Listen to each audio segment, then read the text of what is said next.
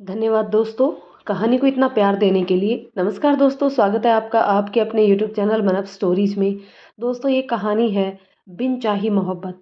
इसके 24 part upload हो चुके हैं, ये 25वां पार्ट है। तो चलिए दोस्तों इस 25वें पार्ट को शुरू करते हैं। हाँ, टाइम तो हो गया, अब तक तो आ जाना चाहिए। भूमिका अपने फ़ोन में टाइम देखते हुए बोली। फिर उसने आकाश को एक बार फ़ोन लगाया। घंटी जाती रही, फ़ोन नहीं उठा। भूमिका इससे पहले कि दोबारा फ़ोन लगाती, अनुराधा होठ सिकोड़ती हुई बोली, अरे आ ही जाएंगी, तुम्हें भी मेरी मौत बुलाने की बड़ी जल्दी है। अनुराधा ने उसे वापस खींचकर खाट पर बैठा दिया। कमल अनुराधा की तरफ देखकर मुस्कुराता हुआ बाहर चक्की पर चला गया। तुम्हारी साड़ी बहुत सुंदर लग रही है, जरूर आकाश सर ने ही लाकर दी होगी। हाँ हाँ, ये लेकर आए थे बनारस से। यही तो हमने अपनी पहली सालगिरह पर पहनी थी। इन्हें ये साड़ी बहुत पसंद है। अनुराधा उसकी साड़ी छूकर देखने लगी। शाह नीले रंग के सुनहरे सितारों से जड़ी वो खूबसूरत सी साड़ी और भूमिका के माथे पर चमक रही नीली बिंदी, दोनों बेहद खूबसूरत। हम्म, इसकी एम्ब्रॉयडरी भी बहुत सुंदर है। अरे, एम्ब्रॉयडरी से याद आया, तुम्हें कुछ दिखाते हैं। भूमिका साड़ी समेटते हुए अंदर की तरफ भागी और कपड़े का एक छोटा सा बैग निकाल कर लाई। अरे वाह, इसमें क्या है? हमारा खजाना। बोलते बोलते भूमिका की आंखों में चमक आ गई। जल्दी दिखाओ फिर। भूमिका ने कपड़े के बने उस बैग की जिप खोलकर उसे खाट पर उल्टा किया। उसमें से ढेर सारे छोटे बच्चों के कपड़े बाहर निकल आए। कुछ फ्रॉक, कुछ रुमाल और कुछ छोटे छोटे हाथों के दस्ताने। अनुराधा हैरानी से एक एक कपड़ा उठाकर देखती रही।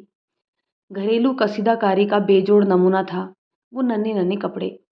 इतनी सुंदर ड्रेसेस तुम्हारे बेबी के लिए? हम्म, सुंदर है ना? खाली बैठे बैठे ऊब जाते थे, तो सोचा कुछ काम ही कर लिया जाए।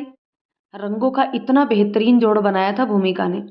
हल्की गुलाबी रंग की फ्रॉक की बाहें फूली हुई और नेक पर बने बड़े से कॉलर में गहरे गुलाबी रंग के फूल काढ़े हुए थे। एक बेहद हल्के सिफोन बैंगनी रंग की पिनोफर ड्रेस बनाई थी उसने, जिसमें आगे सीने पर हुक लगे हुए थे। अंदर सफ़ेद टॉप था, छोटा सा। बड़ी ही सुंदर ड्रेस थी। क्या ये सिली थी तुमने? अनुराधा उन कपड़ों को खूबसूरती में डूबती जा रही थी। हाँ भाई, सब अलग अलग डिजाइन के हैं। ये कहते हैं हमें लड़की ही होगी, तो फ्रॉकें भी बना ली ढेर सारी। अनीता को हुई तो कुछ उसको दे देंगे, लड़का हुआ तो छोटे पर तो उसे भी पहना देंगे। का ही पता चलता है। वाह भूमिका, काश मेरा कोई बच्चा होता तो मैं तुम्हारी ये सारी फ्रॉक चुरा लेती। अनुराधा फ्रॉक मुट्ठी में दबाए हुए बोली। जब तुम्हारा होगा तो और सुंदर और नई फ्रॉक बना देंगे। दोनों खिलखिलाकर हंस पड़ी। भूमिका बार बार फोन में टाइम देख रही थी।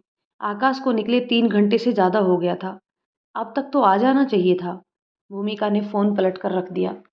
अच्छा अनुराधा, वो वीडियो का क्या हुआ जो हम तुम्हें भेजे थे? भूमिका इधर उधर देखकर धीमी आवाज में फुसफुसाई। अरे, तुम तो दिन पर दिन कमाल करती जा रही हो भूमिका। अनबिलीवेबल कि लोग तुम्हें इतना पसंद कर रहे हैं। एक ही महीने में 1500 से ज़्यादा लोगों ने तुम्हारे चैनल को सब्सक्राइब कर लिया है। तुम्हारी वो चूल्हे पर बनाई हुई भरवा करेले की रेसिपी तो फेमस हो गई। देखो कितने सारे लोगों ने भरने वाले मसाले बनाने की रेसिपी पूछी है। हाँ सच्ची, दिखा हमारी राधा कितनी अच्छी है। जब उसी ने तो किया था, उसी ने तो हमें बताया इससे पैसे भी बनते हैं, और देखो। अनुराधा आगे बढ़कर उसके कान में बोली। हाँ, इस महीने पूरे 12,431। भूमिका खुशी से भर आई। ओ हेलो, ज़्यादा खुश होने की ज़रूरत नहीं है, इसमें मेरे भी हैं। एडिटिंग मैंने ही करवाई है सारी। हाँ हाँ, ले लेना जितने भी चाहिए हो। 12,000 कोई मामूली थोड़े हैं। अनुराधा उन छोटी छोटी फ्रॉक्स की फ़ोटो खींचने लगी। अच्छा अनुराधा, किसी को बताना नहीं। आज जब ये हमें 5 सितारा होटल में ले जाएंगे तो खाने के बाद बिल हम भरेंगे, तब देखेंगे इनका चेहरा। भूमिका खुशी से भरी मुंह पर हाथ रखकर हंस पड़ी। Oh, so sweet of you. Anuradha ने भूमिका के गाल खींच लिए। इधर कमल का कोई दोस्त कानों में ईयरफोन ठूंसे बड़ी मस्ती से चलता हुआ चक्की पर आया। काहे हे राजकुमार, कहाँ मंडराता रहता है सारे दिन? कमल ने उल्हाना मारा। उसके दोस्त ने साइकिल पर रखी गेहूं की बोरी नीचे उतारी। बंथा तक गए रहन, पता चला एक वो गाड़ी पलट गई हाईवे पर, तो ऊनी देखन चले गए। रामा रामा का बताए, जोनो अंदर रहा हुई ओ को तो बचे की कोई गुंजाइश ही नहीं है। पूरी गाड़ी चपटा हुई गई। कमल टेढ़ा मुंह बनाकर हंसा। कोनो नई बात है का रे? रोज एक ना एक मैन निपटत जरूर इन एक्सीडेंट में। हाँ लेकिन आज कोई बड़का पार्टी लगता है। ई जरा गाड़ी तो देखो, कितनी बड़ी और महंगी लागत है। कमल चक्की के टब में गेहूं भर रहा था। उसने एक नज़र फोटो पर डालकर मुंह घुमा लिया, लेकिन अचानक से उसके दिमाग में बिजली सी कौंध गई। गेहूं की बोरी वहीं फेंक कर उसने राजकुमार के हाथ से मोबाइल छीन लिया और जूम करके फोटो देखने लगा। ऐसी, बिल्कुल ऐसी ही एक कार तो जीजा के पास भी है। भूमि बोली है, वो गांव आ रहे हैं। कहीं कहीं नहीं, छी, जीजा थोड़ी ना होंगे। ऐसी गाड़ी का कानपुर में किसी और के पास ना होगा, जरूर कोनो और होगा। जब कुछ अनहोनी की आशंका होती है तो मन एक झटके में इतना स्वार्थी बन जाता है, दूसरे का बुरा सोच लेता है, लेकिन किसी अपने का नहीं। कमल का भी वही हाल था। कमल मन ही मन बुदबुदाया और राजकुमार के हाथ में फोन घुसेड़ जल्दी से बाहर की तरफ भागा। भूमिका अभी भी आंगन में खाट पर अनुराधा के साथ बैठी गप्पे मार रही थी और बार बार फोन उठाकर टाइम पर झुंझला रही थी। कमल बाइक पर बैठा और खेतों की मेड़ से होते हुए हाईवे की तरफ बाइक भगा दी। इधर हाईवे पर कार के चारों तरफ भीड़ जमा हो चुकी थी। लोग मोबाइल फोन से तस्वीरें खींच रहे थे, कोई वीडियो बना रहा था। अंदर जो शख्स है वो जिंदा भी है या नहीं, ये जानने के लिए बहुत कम ही फिक्रमंद दिख रहे थे। पुलिस चौकी थोड़ी ही दूर थी। पुलिस आकर सबको दूर हटा रही थी। एम्बुलेंस को कॉल हो चुका था। पुलिस ने कार का ड्राइविंग साइड का दरवाज़ा चेक किया। वो बुरी तरह से क्षतिग्रस्त हो चुका था। खुलने की कोई गुंजाइश ना देखकर मेटल कटर मंगवाया गया और दरवाजे को बड़ी मुश्किलों से काटा गया। खुलते ही आकाश का एक खून से लथपथ हाथ बाहर निकल आया। एयर बैग के चलते उसका चेहरा इस गुब्बारे नुमा चीज में दसा था, जिसे धीरे धीरे बाहर खींचा गया। एयर बैग्स खुलने में हुई देरी की वजह से विंडशील्ड के कांच के टुकड़े शरीर के ऊपरी हिस्से में जगह जगह दसे हुए थे। सफेद शर्ट खून से सनी हुई थी। कांच का एक बड़ा सा टुकड़ा सीने और पेट के बीच में दसा हुआ था। एयर बैग्स खुलने की वजह से और गहराई में शरीर में घुस गया था। बाकी जो भी इंटरनल डैमेज हुआ हो, उसे सिर्फ डॉक्टर ही बता सकते हैं। पुलिस ने नब्ज चेक की, जो बहुत ही धीमी धीमी चल रही थी। जेब में हाथ डाला तो फोन निकल आया। आकाश की उंगलियों से खून पहुंचकर उसके फिंगरप्रिंट की मदद से फोन खोला गया। सबसे आखिरी डायल किया गया नंबर भूमिका का ही था, जिस पर वाइफी लिखा आ रहा था। पुलिस ने उसी नंबर पर फोन घुमाया। भूमिका ने एक बार फिर जैसे ही टाइम देखने के लिए फोन उठाया, फोन की घंटी बज पड़ी। हस्बैंड जी। भूमिका खुशी से खाट से उछल पड़ी। देखो देखो, लगता है ये बाहर आ गए। अनुराधा भी डरते हुए उठकर खड़ी हो गई। किसी कार के आने की आवाज़ तो नहीं आई? अनुराधा बोली। भूमिका ने फ़ोन नहीं उठाया, ऐसे ही द्वारे तक दौड़ आई। बाहर कोई नहीं था, वही सन्नाटा। सामने खड़ा बरगद का पेड़, जिसकी जड़ें हवा में इधर उधर झूल रही थी। 4:30 घंटे बीत चुके थे। भूमिका जब तक फ़ोन उठाती, फ़ोन कट गया।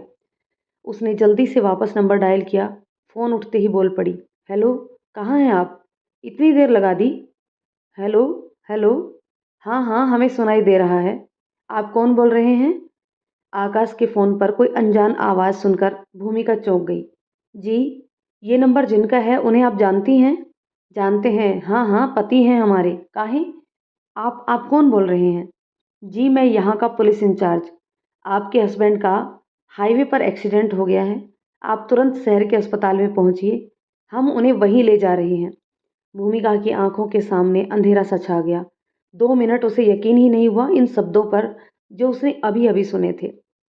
का बोले? इनका इनका एक्सीडेंट? सच? नहीं नहीं, झूठ बोल रहे हैं आप। मैडम, आप बहस किए बिना अस्पताल आ जाइए, ताकि उन्हें समय पर उचित इलाज दिलाया जा सके। पुलिस वाले ने फ़ोन काट दिया। भूमिका के हाथ से फ़ोन छूटकर ज़मीन पर गिर गया और 2 टुकड़ों में खुलकर बिखर गया। खुद भूमिका को अपनी नज़रों के सामने सब घूमता सा नजर आने लगा। फ़ोन गिरने की आवाज़ सुनकर अनुराधा अंदर से दौड़ती हुई बाहर आई। भूमिका, भूमिका, क्या हुआ? भूमिका ने गर्दन घुमाकर अनुराधा को देखा। कुछ बोलने की कोशिश की, पर लफ्ज होठों से बाहर नहीं निकल पाए। इससे पहले कि वो जमीन पर गिरती, अनुराधा ने पीछे से उसे पकड़ लिया। भूमिका, क्या हुआ? किसका फ़ोन था? अरे बोलती क्यों नहीं? अनुराधा ने जोर से उसे झिंझोड़ा, तो वो एकदम से चेतना में वापस आ गई। अनुराधा को पीछे धक्का दे दिया और खुद वैसे ही नंगे पैर खेतों की तरफ भागी, जहाँ का रास्ता सीधे हाईवे तक पहुँचता था। वो बेहताशा दौड़ती जा रही थी खेतों के बीच से, बिना चप्पलों के। अनुराधा उसके पीछे चिल्लाते हुए दौड़ रही थी। Bhumika, what the hell are you doing? At least tell me. तुम्हारी हेल्थ के लिए इतना तेज दौड़ना ठीक नहीं है। भूमिका, रुको प्लीज। भूमिका ने पलटकर एक बार भी नहीं देखा, बस दौड़ती रही। उसके कदम रुके वहां जहां खेत के बीच बनी पगडंडियों का एक छोटा सा रास्ता सीधा हाईवे पर खुलता था। कुछ दूर पर अभी भी भीड़ लगी थी। भूमिका ने कांपती हुई पलकों से उधर की ओर देख रुक किया। एक बड़ी लंबी सी काले रंग की कार उल्टी पड़ी थी। 1 मिनट नहीं लगा था उसे उस कार को पहचानने में। आकाश की कार। अभी जो कदम बेहताशा दौड़े थे, अब उसमें इतनी भी हिम्मत बाकी नहीं थी कि चलकर उस कार तक पहुंचे। एक कदम उठाना भी इतना बोझिल हो गया था, मानो पैरों में मन भर के पत्थर बांधे हों। बड़ी मुश्किल से खुद को खींच घसीट कर वो कार के करीब ला पाई। लोगों के हुजूम को चीरते हुए वो जैसे उस कार के दशावशेषों के सामने पहुंची, उसकी रूह कांप गई। कार इतनी बुरी हालत में थी कि उसके अंदर बैठा इंसान के जिंदा होने का बस अंदाजा भर लगाया जा सकता था। दरवाजा मेटल कटर से काटा हुआ था। कार के अंदर की सीट पर खून के धब्बे हर जगह छितरे पड़े हुए थे। सफ़ेद सीट खून से लाल हो चुकी थी। कार के चारों तरफ शीशों के कांच बिखरे पड़े थे। भूमिका की आत्मा हिल गई। आकाश अंदर नहीं था। जरूर उसे अस्पताल ले गए होंगे। भूमिका के पास रोने का वक्त नहीं था। वैसे ही नंगे पैरों वो किरचों को से बचती हुई अस्पताल की तरफ दौड़ी। तभी कमल पीछे से बाइक लेकर आ गया। भूमि, बैठो इधर। कमल की शर्ट भी खून से सनी थी। उसने पुलिस की मदद से आकाश को एम्बुलेंस में लिटाकर अस्पताल की तरफ भेज दिया था। भूमिका को कुछ नहीं सूझ रहा था। कमल की शर्ट पर खून देखकर वो पागल सी हो गई और अपने बाल नोचने लगी। ये कहाँ है? कहाँ है कमल? बोलो कहाँ है ये? तुम हमें बताए काहे नहीं? ए कमल, ये ठीक तो है ना? बोलो, सच बोलना। तुमको हमारी कसम। तुमने देखा इनको? बोलो, ज़्यादा चोट तो नहीं आई ना? भूमिका फूट फूट कर रो रही थी। कमल ने उसे संभालने के लिए बाइक पर बैठे बैठे ही उसका सिर पकड़कर अपने सीने से चिपका लिया। कुछ नहीं हुआ भूमि, एकदम ठीक है जीजा। जरा बहुत चोट आया है। अभी डॉक्टर पट्टी कर देंगे, फिर सब एकदम बढ़िया। कोई रो काहे रो रही हो? चुप, चुपाओ जल्दी। भूमिका संभाल कर बाइक पर बैठ गई। एक बार मुड़कर कार की तरफ फिर से देखा, जिसकी हालत चीख चीख कर कह रही थी कि कमल की बातें सच्चाई से कोसों दूर हैं। थोड़ी देर लगी होगी कि दोनों शहर के बड़े हॉस्पिटल के सामने थे। भूमिका बाइक से कूदकर बदहवास से अंदर भागी। अरे मैडम, कहाँ कहाँ जा रही हैं?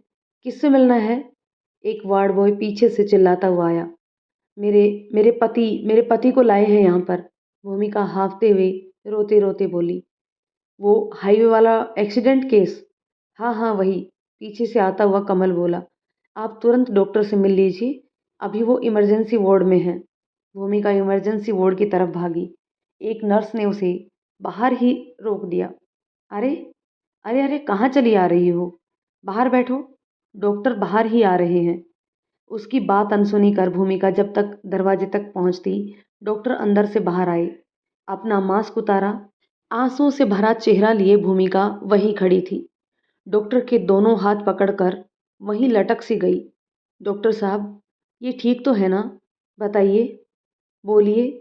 वो आगे कुछ कहती इससे पहले डॉक्टर ने हाथ दिखाकर उसे चुप रहने का इशारा किया। आप आप पेशेंट को जानती हैं? हाँ, पति हैं वो मेरे। आपके हस्बैंड बेहद क्रिटिकल कंडीशन में हैं। पहले तो उन्हें 2 मेजर और 3 माइनर फ्रैक्चर हुए हैं। हम उन्हें अभी के अभी दिल्ली रेफ़र कर रहे हैं। आप तुरंत उन्हें दिल्ली के इस अस्पताल में ले जाइए। उन्हें तुरंत सीरियस ऑपरेशन की ज़रूरत है। हमने बाहर दिख रहे कांच के सारे बड़े टुकड़े निकाल दिए हैं, लेकिन कुछ टुकड़े शरीर के में घुसने के कारण अंदर ही टूट गए, जिनकी वजह से इंटरनल ब्लीडिंग हो रही है। सीने के पास घुसे कांच के टुकड़े ने रिबगेज को तोड़ दिया है। वहाँ से हम कांच के टुकड़े बाहर नहीं निकाल पाए हैं। आप तुरंत उन्हें दिल्ली ले जाइए। डॉक्टर साहब, एक बार चेहरा दिखा दीजिए उनका। सॉरी मैम, अभी ड्रेसिंग चल रही है, अभी आप अंदर नहीं जा सकती। भूमिका पागल सी हो गई। उसे कुछ समझ में नहीं आ रहा था सिवाय रोने के। वो खुद को संभाल ही नहीं पा रही थी। कमल उसके कंधों पर हाथ रखे खड़ा था। कुछ ही मिनटों में भूमिका ने रोना एकदम बंद कर दिया और अपने आंसू पोंछे। कमल से उसका फ़ोन मांगा और तुरंत अमर को फ़ोन लगाया। अमर और राधा घर लौट चुके थे और मूड खराब होने की वजह से अपने कमरे में सोने चले गए थे। बहुत गहरी नींद में भूमिका के फ़ोन की आवाज़ से उसकी नींद खुली। भूमिका, इतने दिनों बाद कैसी हो? भूमिका से कुछ बोला ना गया। खुद को बहुत संभालते हुए वो फपक पड़ी। अमर, अमर, भूमिका की आवाज़ सुनकर अमर हड़बड़ा कर बेड के नीचे उतरकर खड़ा हो गया। भूमिका, क्या हो गया? रो क्यों रही हो? अमर की बात सुनकर राधा जो बस लेटी हुई थी, वो भी चौंक कर उठ गई। इनका इनका एक्सीडेंट हो गया है अमर। उसकी आवाज़ में हिचकियाँ बनने लगी थी। तुम बस जल्दी आ जाओ। ये लोग बोल रहे हैं दिल्ली ले जाओ। हम अकेले कैसे ले जाएंगे? हमें कुछ समझ में नहीं आ रहा। अमर के होश से उड़ गए।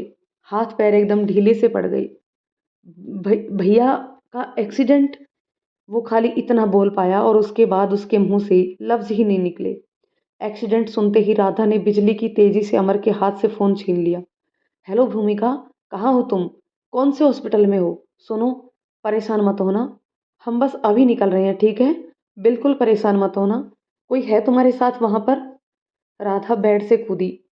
नाइट गाउन में लेटी राधा ने एक झटके में वार्डरोब से ब्लेजर खींच कर निकाला। जींस पहनी। हाँ, कमल है। राधा ने दिमाग पर थोड़ा सा जोर डाला।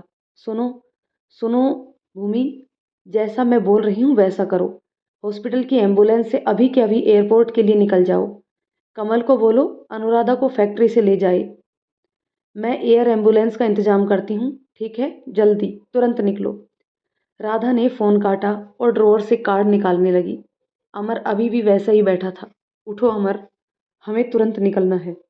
राधा ने बस एक बार अमर को छुआ भर और उसके अंदर का बांध टूट गया। वो बच्चों की तरह सिसकियां भर कर रोने लगा। ये सब मेरी वजह से हुआ है राधा। मैंने उन्हें अकेला छोड़ा ना। देखो क्या हो गया ये सब। राधा ने जल्दी से उसे जबरदस्ती उठाते हुए कहा, ये रोने का टाइम नहीं है अमर। तुरंत निकलो। हमें अभी तुरंत एयरपोर्ट पहुंचना है। अमर जैसे तैसे खुद को संभाल कर उठ खड़ा हुआ, लेकिन उसकी हालत देखकर राधा खुद ड्राइविंग सीट की तरफ बैठ गई और कार तेजी से एयरपोर्ट की तरफ मोड़ दी।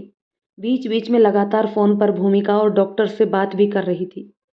कमल अनुराधा को बुलाने के लिए वापस चला गया। भूमिका वहां बैठी रही। राधा ने डॉक्टर्स को आकाश को एम्बुलेंस के थ्रू एयरपोर्ट भेजने को बोल दिया था। आकाश को स्ट्रेचर पर बाहर निकाला गया। डॉक्टर्स ने काफ़ी सलीके से पैर और हाथ में टेम्परेरी प्लास्टर किए थे। काफ़ी जगह ड्रेसिंग हुई थी। खून के दाग साफ कर दिए गए थे। उसे एम्बुलेंस में लिटा दिया गया था। भूमिका वहीं खड़ी रही। डॉक्टर्स के कहने पर बड़ी मुश्किल से आगे बढ़ी। अंदर उसे लिटाया गया। भूमिका बगल वाली सीट पर बैठ गई। भूमिका ने बड़ी हिम्मत करके आकाश के चेहरे पर एक नज़र डाली। चेहरा आंख से लेकर होठ तक सूजा हुआ था। किसी चीज के आंख में तेजी से टकराने की वजह से आंख काली पड़ गई थी। आंखें बंद थी। शरीर जगह जगह पट्टियों से ढका था। आकाश हॉस्पिटल गाउन में था। भूमिका का जी कर रहा था कि वो उससे लिपट कर रोए और पूछे, ऐसा कौन सा गुनाह कर दिया जिसकी आकाश उसे आज ये सजा दे रहा है। ये लीजिए, पेशेंट का सामान है। एक नर्स ने उसे आकाश के खून से सने हुए शर्ट, पैंट, ब्लेजर, उसकी घड़ी, लैपटॉप का बैग, मोबाइल, पर्स और हाथ की तीसरी उंगली में पहनी हुई सगाई की अंगूठी, जो प्लास्टर करते टाइम हटा दी गई थी, वो सब भूमिका को सौंप दी। भूमिका ने कपड़ों को देखा। कांच के टुकड़ों ने शर्ट और ब्लेजर के जो चीथड़े कर दिए थे। सफ़ेद शर्ट अब लाल रंग में थी। आकाश की घड़ी की स्क्रीन टूटी हुई थी। उसके मोबाइल और पर्स जेब में होने की वजह से सेफ थे। इससे पहले कि एम्बुलेंस चलती, वहाँ की नर्स ने उसे दोबारा बुलाया। मैडम, मैडम एक्सक्यूज़ मी, जाने से पहले बिल पे कर दीजिए। भूमिका हक्की बक्की सी रह गई। बिल? लेकिन हमारे पास अभी पैसे नहीं हैं। हम अपने भाई को बोल देंगे, वो अस्पताल आकर दे जाएगा। नो मैम, पेशेंट को ले जाने से पहले फर्स्ट एड, प्लास्टर और ड्रेसिंग का चार्ज आपको देना होगा अभी। अभी कहाँ से दे? भूमिका की आंखें भर आई। अभी तो हम ऐसे ही चले आए थे घर से। आप विश्वास करो, हम आपका पैसा दे जाएंगे। चाहे तो कहीं लिखवा लो हमसे, पर अभी जाने दो। Sorry madam, we can't do that. Bhumika रोते रोते कमल को फ़ोन मिलाने लगी। सुनो, कमल अम्मा से कह देना नगद पैसे भिजवा दे, कुछ 10-12 हज़ार। मैडम कैश नहीं है तो आप ऑनलाइन पेमेंट कर दीजिए, हम कार्ड एक्सेप्ट करते हैं। उसकी बात सुनकर भूमिका ने फ़ोन रखा और आकाश की वॉलेट खंगालने लगी। उसे एक कार्ड नज़र आया। ये वही कार्ड था जिससे आकाश ने उसे पैसे विड्रॉ करना सिखाया था। देखो ये कार्ड है ना, इसे इस तरीके से मशीन में इस स्लॉट में डालते हैं। भूमिका की आंखों के सामने वो दिन घूम गया जब आकाश ने उसे अपने डेबिट कार्ड का यूज़ करना सिखाया था। उसने वॉलेट से कार्ड निकाला और नर्स के साथ जाकर उसके बताए अनुसार पेमेंट करने लगी। Ma'am password. भूमिका, ये नंबर किसी से शेयर नहीं करना चाहिए, ठीक है, वरना कोई भी इससे पैसे निकाल सकता है। ये नंबर याद रखेंगी ना? आप मशीन मुझे दे दीजिए। नर्स ने स्वाइप मशीन उसके तरफ बढ़ा दी। भूमिका ने 4 अंकों का पासवर्ड उसमें डाला और मिनटों में पेमेंट हो गया। नर्स ने उसे रिसिप्ट दी। भूमिका हाथ में उसे थामे हुए तेजी से वापस एम्बुलेंस की तरफ भागी। एम्बुलेंस में बैठकर उसने वो रिसिप्ट और कार्ड आकाश के वॉलेट में डाला और भीगी पलकों से उसका हाथ हल्के से अपने हाथ में ले लिया। एम्बुलेंस एयरपोर्ट की तरफ भाग रही थी। भूमिका रास्ते भर रोती रही, आकाश का सर सहलाती रही। रास्ते में भीषण जाम था, लेकिन एम्बुलेंस के सायरन ने सारे वाहनों के बीच से रास्ता बनाने में काफ़ी मदद की। कुछ एक डेढ़ घंटे में भूमिका एयरपोर्ट पर पहुंच चुकी थी। वो जिंदगी में पहली बार इस जगह पर आई थी जहां सब कुछ उसकी समझ से परे था। राधा, अमर, अनुराधा, कमल, कोई भी नहीं आया था। राधा की कॉल की वजह से एयर एम्बुलेंस पहले से ही रेडी थी।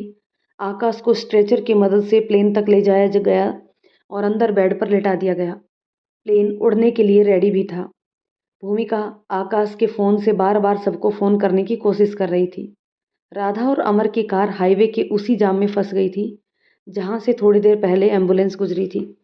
थोड़ी देर में फ़ोन की बैटरी भी ख़त्म हो गई। एक बार वाइब्रेट होने के बाद फ़ोन स्विच ऑफ हो गया। भूमिका फिर अपना सिर पकड़कर रो पड़ी। वो अकेली वहां खड़ी थी, उस जगह जहां वो पहले कभी नहीं आई थी, वो जगह जो उसने पहले कभी नहीं देखी थी। उसकी मदद करने वाला वहां कोई नहीं था। अस्पताल के कर्मचारियों ने एक बार पास आकर कहा, मैडम आपको देर नहीं करनी चाहिए, डॉक्टर ने बोला था ना ऑपरेशन अगले 3 घंटे में हो जाना चाहिए। वो जैसे तैसे खुद को संभाल कर वापस प्लेन की तरफ दौड़ी। वो अब और इंतजार नहीं कर सकती थी। आकाश की जान से ज़्यादा ज़रूरी उसके लिए कुछ भी नहीं था, लेकिन समस्या थी कि बातचीत का और एक दूसरे से जुड़े रहने का इकलौता जरिया यानी कि आकाश का मोबाइल फ़ोन भी अब स्विच ऑफ हो गया था और भूमिका अकेली। उसने एक बार फिर पलटकर पीछे देखा। कमल, अनुराधा, राधा, अमर में से कोई भी नहीं था। वो वापस घूमी और दौड़कर प्लेन में बैठ गई। प्लेन टेक ऑफ कर गया और सीधा 1 घंटे में दिल्ली एयरपोर्ट पर लैंड भी कर गया।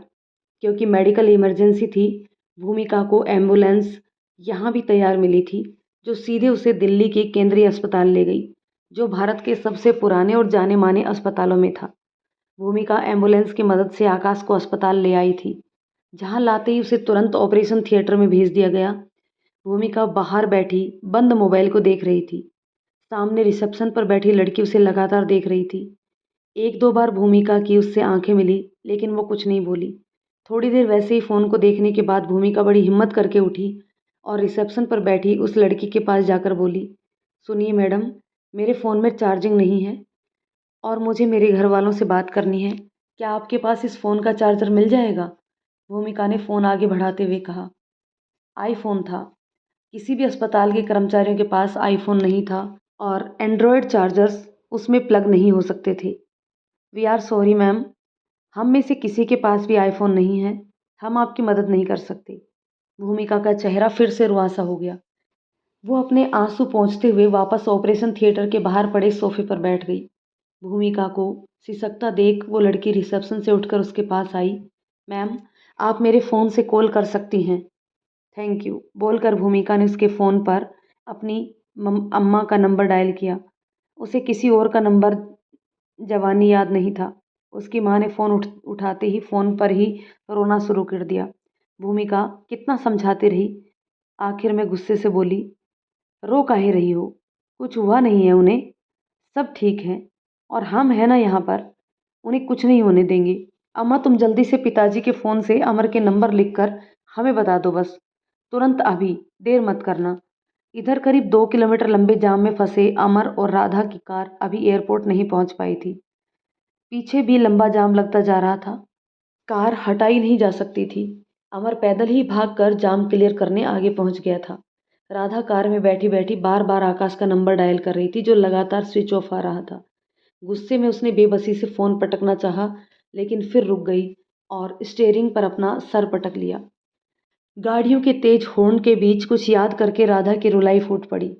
लेकिन एक बात अच्छे से याद रखिएगा, आइंदा मेरे पति के लिए आपने एक भी शब्द ऐसा बोला जिसने उसे तकलीफ दी तो मुझसे बुरा कोई नहीं होगा।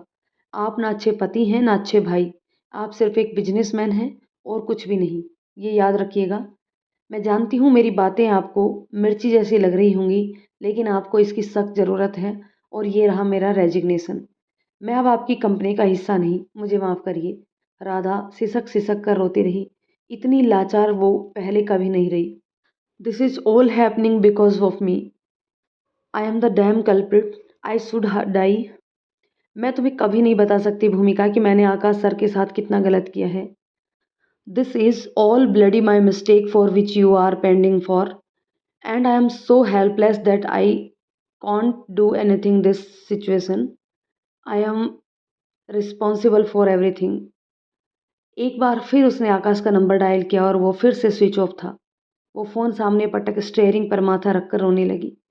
थोड़ी ही देर में गाड़ियाँ धीरे धीरे खिसकने लगी। अमर सामने से दौड़ता हुआ आता दिखा। उसने जल्दी से अपने आंसू पोंछे। अगर अमर उसे रोते देख लेता तो वहां पर आंसुओं की बाढ़ आ जाती। अमर ने तेजी से दरवाज़ा खोला और अंदर बैठ गया। आगे एक ट्रक पलट गया था। उसी को हटाने में टाइम लग गया था। और हाँ, भूमिका का कॉल आया था। वो दिल्ली पहुंच गए हैं। भैया को ऑपरेशन थिएटर में ले गए हैं। आई गेस अब सब ठीक हो जाएगा। जल्दी करो राधा। राधा ने तेजी से कार एयरपोर्ट की सड़कों पर दौड़ा दी। रिसेप्शन पर बैठी हुई वह लड़की बार बार भूमिका को देख रही थी। तभी उसकी नज़र भूमिका के पैरों में पड़ी। उसने चप्पलें नहीं पहनी हुई थी। जिस हाल से वो घर से भागी थी उसी हाल में वो दिल्ली के उस अस्पताल में बैठी हुई थी। सुंदर सी कढ़ी हुई महंगी साड़ी, हाथ में आईफोन पकड़े, श्रृंगार किया हुआ चेहरा, बिखरे हुए बाल और रो रो कर सूजी हुई आंखें और बिना चप्पलों के पैर। बड़ा मिसमैचिंग सा था सब कुछ। कुछ देर देखने के बाद वो उठकर भूमिका के पास गई। तुमने फुटवेयर नहीं पहने हैं क्या तुम्हारे पास? भूमिका का ध्यान अब जाकर अपने नंगे पैरों पर गया। हाँ, मैं घर से ऐसे ही निकल आई थी। अपने अपने देवर को बोल दूंगी, वो ले आएगा। इतना बोलकर वापस उसने अपना सर झुका लिया। वो लड़की गई और एक जोड़ी बाथरूम स्लीपर्स के साथ लौटी। लो, जब तक तुम्हारे शूज़ नहीं आ जाते तब तक ये पहन लो। भूमिका ने वो ओवर साइज बाथरूम स्लीपर में पैर डाल लिए और आंखें मूंद कर बैठ गई। कितनी सारी पुरानी यादें एक साथ उसकी आंखों के सामने घूम आई थी। वो पहली बार जब अपनी सगाई में उसने आकाश को देखा था, लंबा सा सुंदर सा गोरा चिट्टा एकदम सफ़ेद मोर के पंखों जैसा, लेकिन उतना ही गुस्सैल। भूमिका को तो पहली नज़र में ही प्यार हो गया था, लेकिन आकाश कितना खड़ूस सा था। तब एक बार भी भूमिका को देखता तक नहीं था। शादी तक भी वही हाल था उसका। लेकिन फिर धीरे धीरे कैसे उसने अपनी मासूमियतता से अपने पति का दिल जीत लिया था। कैसे आकाश गांव में बस उसके पीछे पीछे घूमा करता था। जब देखो तब भूमिका भी बावरी हुई जाती थी। कैसे गांव में पहली बार छत पर आकाश ने ब्लेड से अपने हाथ पर भूमि लिखा था और अपने प्यार का इजहार किया था। भूमिका की बंद आंखों में नमी उभर आई। कैसे उसने भूमिका के होठों को पहली बार बारिश में चूमा था। अपनी खून से सनी हथेलियों में भूमिका के चेहरे को पहली बार थामा था। भूमिका को उस दिन पता चला था प्यार क्या होता है। कैसे हल्दी वाले दिन आकाश के माथे पर एक खरोच भर देखकर उसका दिल मुंह में आ गया था। और आज आज कितनी बेबस है वो। आज तो आकाश को वो हल्दी वाला दूध भी नहीं पिला सकती ठीक करने के लिए। दूध पीते वक्त कैसा गंदा सा मुंह बनाता था आकाश। भूमिका की आंखों के सामने आकाश का हंसता मुस्कुराता खिलखिलाता गुस्साता हुआ चेहरा तेराया। उसकी सिसकियां फिर से रोने में बदल गई और वहीं सोफे के कोने में सिमट कर फफक फफक कर रो पड़ी। अपने घुटनों को सोफे के ऊपर समेट कर उस पर सिर रख लिया और रोती रही। रात का एक पहर बीत चुका था। पूरे 1 घंटे में ऑपरेशन थिएटर की लाइट बंद हुई और डॉक्टर बाहर आए। भूमिका जो रोए जा रही थी चौंक कर खड़ी हुई और डॉक्टर के पास जाकर फिर से रो पड़ी। ये कैसे हैं डॉक्टर साहब? अभी तो ठीक है ना? बताइए ना, हम मिल लें अंदर जाकर। बोल रहे हैं, बात करें आपसे। हमसे तो नहीं बोले पूरे रास्ते, भूमिका रोते हुए बोली। भूमिका की हालत उसकी बातचीत से डॉक्टरों को कुछ अंदाज़ा लगाया और फिर बोले, आपके घर में कोई और नहीं आया? नहीं, बस आने ही वाले हैं। हवाई जहाज़ में बैठने वाले होंगे। आप बताइए ना ये कैसे हैं? देखिए, हमने इंटरनल ब्लीडिंग पर काबू पा लिया है। ब्रेथ रेट गिर रहा है। रिबकेज में फंसे कांच के टुकड़े को निकालना असंभव सा दिख रहा है। वो टुकड़ा लंग्स और हार्ट के बीच टच हो गया है। ऐसे में उसे निकालने के लिए किसी बेहद एक्सपीरियंस्ड सर्जन की ज़रूरत है, जो फ़िलहाल हमारे पास नहीं है। इसलिए 8 से 10 घंटे में एक मेजर ऑपरेशन और बेहद ज़रूरी है। आपको पेशेंट को सिंगापुर ले जाना होगा। हॉस्पिटल की रिक्वेस्ट पर आपका पासपोर्ट और मेडिकल इमरजेंसी वीज़ा तुरंत तैयार करवा दिया जाएगा। भूमिका हक्की-बक्की से उसका मुँह ताकती रह गई। क्या पूरे देश में कोई अच्छा डॉक्टर नहीं बचा है? आप समझते काहे नहीं? हम अकेले कहाँ-कहाँ जाएँ और ऊपर से मंदबुद्धि हैं, कुछ नहीं समझ आता है हमें। बस हमें इतना बता दो वो ठीक हो जाएँगे ना। अगर अगले 10 घंटे में उनका ऑपरेशन हो गया और काँच का टुकड़ा निकाल लिया गया, तो आप जितनी देर करेंगी उतना खतरा बढ़ता रहेगा। आपके पेशेंट के पास इतना वक़्त नहीं है, बाकी आप सोच लीजिए, टीम को बता दीजिएगा। भूमिका बेजान सी सोफ़े पर ढह गई। उसकी हालत देखकर न जाने क्यों डॉक्टर को उस पर थोड़ा-सा तरस आ गया। क्या आप उस आपकी फैमिली में किसी से बात करवा सकती हैं मेरी? भूमिका उठकर जल्दी से वापस रिसेप्शनिस्ट की तरफ भागी। उससे उसका फ़ोन माँगा, वापस जल्दी से अमर का नंबर डायल किया और डॉक्टर को पकड़ा दिया। अमर ने फ़ोन उठा लिया। डॉक्टर भूमिका से थोड़ी दूर चले गए और कुछ 10 मिनट तक हुई बातचीत के बाद उन्होंने फ़ोन भूमिका को लौटा दिया और बात करने का इशारा किया। हाँ, अमर। भूमिका, सुनो, हम एयरपोर्ट पर हैं। दिल्ली की अगली फ़्लाइट आधे घंटे बाद की है। हमें वहाँ पहुँचने में कम से कम डेढ़ 2 घंटे लग जाएँगे। सुनो, भैया अभी काफ़ी ठीक हैं, बस एक छोटी-सी सर्जरी की ज़रूरत है। तुम जैसा डॉक्टर बता रहे हैं वैसा करो। हमारा इंतज़ार करोगी तो बचे वक़्त में 2 घंटे और घट जाएँगे। मेडिकल टीम तुम्हारा वीज़ा तैयार करवा देगी और डिटेल्स और आईडी प्रूफ़ की फ़ोटो भी इसी नंबर पर भेजता हूँ। समझ आ रहा है ना? भूमिका उसकी बात सुनकर भी रोती रही। अमर, तुम लोग जल्दी काहे नहीं आते? हम बस आ ही रहे हैं। तुम परेशान मत हो। मैं अभी डैड को कॉल कर देता हूँ। वो शायद इस वक्त किसी एशियन कंट्री में हैं। वो पहुँच जाएंगे, तुम चिंता मत करना। अमर ने फ़ोन रख दिया। मेडिकल टीम ने डॉक्यूमेंट्स की फ़ोटोकॉपी निकलवा कर बाकी कार्रवाई शुरू कर दी। थोड़ी ही देर में रिसेप्शन पर कॉल आया और कोई लड़की बोली, भूमिका, भूमिका सोलंकी। भूमिका अपना नाम सुनकर तेजी से रिसेप्शन की तरफ भागी। लीजिए, आपके लिए फ़ोन है। भूमिका ने फ़ोन हाथ में पकड़ा। दूसरी तरफ से बहुत ही धीमी आवाज़ में अनूप बोले, भूमिका बेटा। अनूप की आवाज़ सुनते ही भूमिका वैसे ही बच्चों की तरह रो पड़ी और दुख से भरा कोई बच्चा अपने माँ बाप के सामने फूट फूट कर रो पड़ता है। पापा जी, कहाँ हैं आप? यहाँ आ जाइए। हम पागल हो जाएंगे, मर जाएँगे। इन्हें कुछ हो गया तो हम भी घर वापस नहीं आएँगे। आ जाइए पापा, कोई तो आ जाइए, हम अकेले कुछ भी नहीं कर पाएँगे कसम से। आकाश का एक्सीडेंट सुनने के बाद अनूप की हालत खुद नॉर्मल नहीं थी। ये सिर्फ़ वो जानते थे उनके दिल पर क्या बीत रही है। फिर भी खुद को बहुत सँभालते हुए रोंधी आवाज़ में बोले, तुम्हारी माँ की भी तबीयत ठीक नहीं है बेटा। उसे बुखार आ रहा है पिछले 1 हफ़्ते से। इस देश ने फ्लाइंग ज़ोन बंद कर दिया है। मैं क्या बताऊँ भूमिका बेटा, मैं चाह कर भी तुम्हारे पास नहीं आ पाऊँगा अभी। भूमिका रिसीवर पकड़कर दीवार पर सिर टिकाकर रोती रही। लेकिन अभी अभी तुम्हें स्ट्रॉन्ग गर्ल बनना है भूमिका। मुझे पता है तुम मेरी सबसे बहादुर बेटी हो। मुझे पता है जो काम बहुत मुश्किल भी है वो भी मेरी भूमिका ज़रूर कर लेगी, है ना? तुम बस आकाश के साथ बनी रहो, उसकी हिम्मत बनकर। इस वक़्त उसे किसी की ज़रूरत नहीं है तुम्हारे अलावा। मेरी बच्ची, धीरज रखो। अनूप की बातें सुनकर भूमिका का रोना और भी बढ़ गया। पापा, ये लोग बोल रहे हैं विदेश ले जाने को। हम कैसे ले जाएँगे? हमें तो यहाँ लाने में भी डर लग रहा था। कम से कम यहाँ लोग हमारी भाषा तो समझते हैं। वहाँ तो कोई ऊ भी नहीं समझेगा। बताइए हम कैसे वहाँ लेकर जाएँगे, क्या करेंगे? हम कुछ नहीं कर पाएँगे। अनूप ने अपने आँसू पोंछते हुए बहुत प्यार से उससे कहा, बेटा, तुम अकेले नहीं रहोगी, मेरा वादा है। सिंगापुर में मेरे कुछ क्लाइंट्स हैं, जो मेरे काफ़ी अच्छे दोस्त भी हैं। तुम्हारे पहुँचने से पहले ही वो अस्पताल पहुँच जाएँगे। फिलहाल तुम्हें बस आकाश के साथ वहाँ तक जाना है। कल सुबह तक राधा और अमर भी आ जाएँगे। मैं क्या बताऊँ, मैं किन हालातों में हूँ। लेकिन तुम चिंता मत करना बेटा, सब कुछ अच्छा हो जाएगा, बस हिम्मत रखो।